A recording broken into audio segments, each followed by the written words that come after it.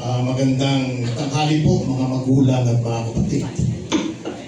Hindi ko na po uulitin yung mga points. I think my fellow complainants have made everything so clear. Ang nais ko lamang po sabihin, very briefly, ay the common thread that runs through all of these accusations is the policy of the present administration of bend the law. Why am I saying this? Some of this may not be included in the complaint, but in law, sa batas po, previous acts constitute pattern that will prove the allegations being made. Ano yung policy nitong administrasyon na to na bend the law, na napapunta kaya merong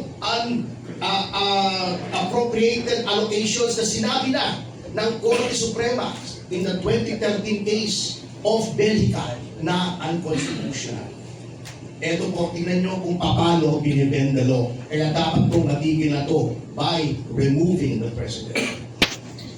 Nakasasabi lang po itong mga kasama ko yung kay Presidente Duterte.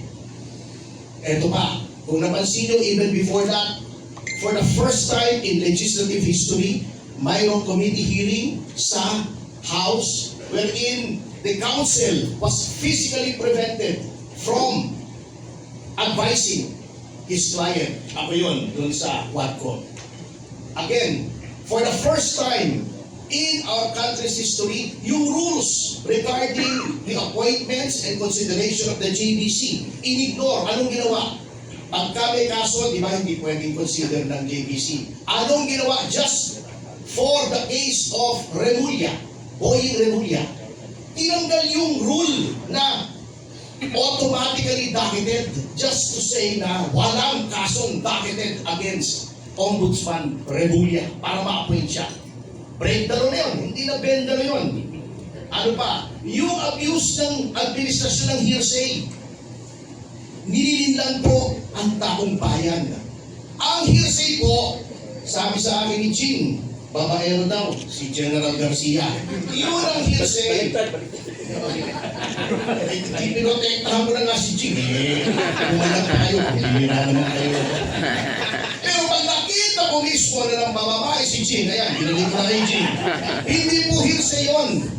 Kaya yung sinasabi ng hearsay si Saldi ko, hindi po. That is eyewitness testimony. Matibay po yun. Yung sinasabi nilang si Leviste ay dapat i-authenticate yung Cabral files, mali po yun. Mali yung ginagawa ni King Lacson. By the mere fact that a person was placed under oath in the PRC hearing, at sinabi niya, nakuha niya yung kay Cabral, siya mismo. That is proper authentication under the law. Pero sasabihin nila hindi. By the mere fact that a member of the family ay sinabing out of her own personal knowledge na gumagamit ng droga ang Pangulo, hindi po hearsay yun.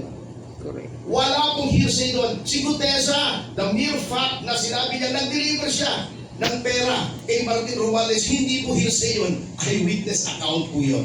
Bendalo na naman. Yung bribery ng mga kapatid na Remulla, inalokay sa milyon, may inaresto mo yun. Attempted bribery yun. That is a crime. Ano ginawa nila? Pumunta sila sa media, sinabi nila, oy, may nag-attempt na mag-bribe sa amin, ayaw naman sabihin kung sino. Oh, they were sworn to uphold the laws and faithfully execute the same. Bakit hindi nila sinunod yung batas? Yung restitution na sinasabi nila dapat mag-restitution. Ito, very tricky ito. I hope you will give me 5 minutes, Congressman. Alam niyo kung bakit tumututol po kami sa restitution? Kaya kwento ko po sa inyo.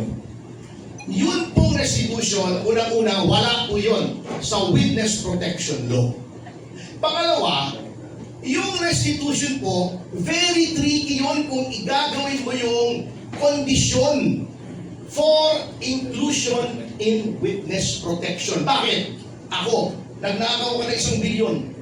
Sabihin ko sa DOJ, boss, babalik ako ng 400 million. Iyo yung 200. Oh. May 400 million pa ako, witness protection, state witness, wala na akong criminal liability, absuelto na ako. Ngayon, sinasabi ni Fadulyon, pwede daw mag-agree ang DOJ sa restitution kung anong amount. Hindi po pwede. Why? Allowing a person who stole from government to keep part of the loot is a contract that is contrary to public policy and therefore null and void. Hindi po ako nagsabi niyan. Yan ay nasa civil code. Look it up.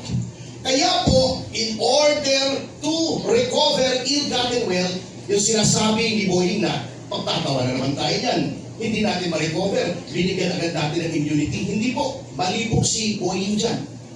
Meron pong provision for civil forfeiture of ill-gotten wealth. Paano po? Ang Office of the Solicitor General ang magpa-file sa Korte. Bakit po sa Korte? Sapagkat hindi mo basta pwedeng sabihin, hindi pwedeng sabihin ng DOJ, ang ninakaw mo ay 500 million, 600 million. Kukunin namin. That is deprivation of property without due process of law. Who determines kung magkano ninakaw? Ang Korte. Kaya sasabihin nila, mahirap sa Korte.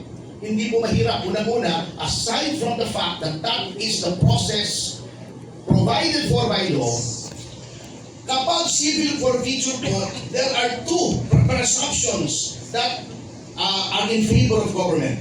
Number one, the presumption that all assets over and above the legitimate income of a public official is presumed ill-gotten.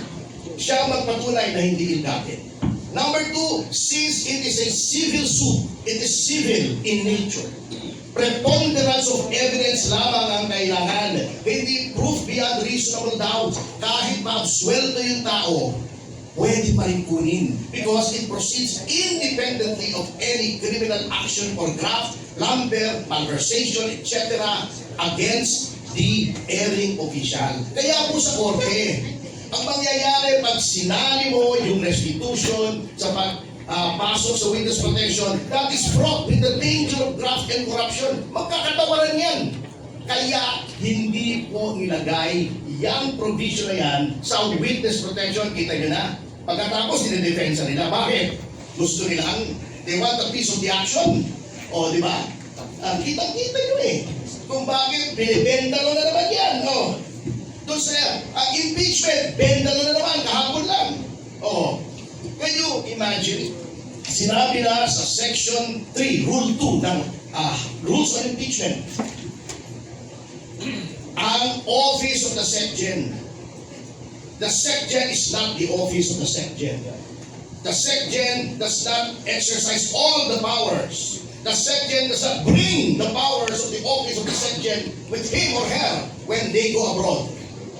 At fundamental po with any office, any office in government, kapag umaalis yung hepe, may OIC. Bakit ayaw tanggapin ni Atty. Momoy? Salonga. Momoy ba? Chikoy. Hindi Moy, di ba? Oo. Haifa? Okay, whatever. Hindi pa nakakuha yung, kasi namumutla kahapon kaya medyo hindi pa nanginginig eh. Okay, anyway. Tayo ba nag-file tayo sa hukuman ng kaso, kailangan nandun yung press? No. Hindi. Wala. Kapag nag-file ba tayo ng appeal sa Office of the President, dapat nandun yung Pangulo sa harap niya? Hindi. O, bakit ito? Kapag nag-file ka, kailangan nandun yung Secretary General? Huwag naman, di ba? Ganun siya, makapangyarihan. So, ito po ang pattern na gusto namin i-break.